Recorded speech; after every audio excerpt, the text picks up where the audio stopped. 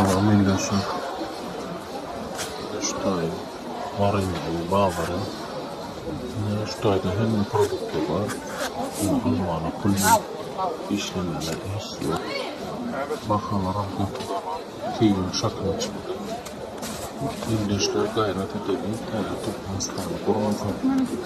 Bedeni temizlenir yok, taşıyanır. Bu saatte korkmalarından falan. Unuttuğumu kuruluyor.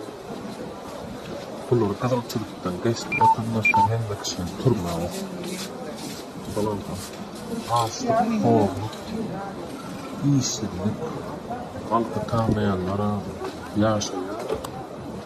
Zamanlarım ağaçlıktan kırılıp var ya. Herkese umidim var. Türkmenistan. Geçen. Hani şöyle gördük. Yeter bir sürü dünyada. Kork, yorulmuş, çıkılmayası. Balıklar hiç tüpemiye ağaçlar. İyi bir kırmaya. Ne doğru, mesela var ya. İnternette ayarıyla görüşeceğim. Şu namus ettim.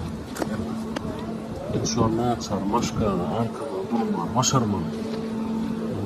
Bağlarda da görürken satıcı köp tane alıcı yoktur gitçiyle. Hemen alamadı. Hemen de belli. Ya da şuna. Yine şu bolyanın attığım hemen Türkmenistan çıkıyor, okuyor hemen attığım.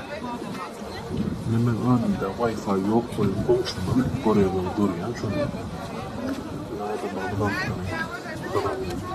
Büyüşün beklenlerden,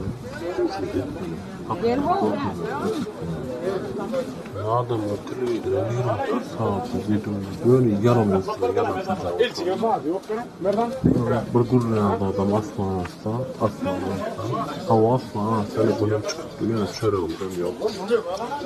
Kimse ben şans tutulmuş, kimse ben şans için ağlayın, nasıl yapıyor? Biz İlyada öyle düşündük, Türkmen adamı nasıl var ya? Neyse ama olmuş ayağımda bu tür uçaklar sorunları olmadan başlıyor. Rahmetli baktığı uçaklar falan saat gece. Ne herkes olacak? Namaz edelim de olmuyor. Olmaz hem şu bütünlükte Türkmenistan yolu aslında boşalt galiba. Nemela ağırlıkla bir uçak var. Ben bunun tavuğunun ilgisi doğru adamlar. Dağılımlar, kırlanır.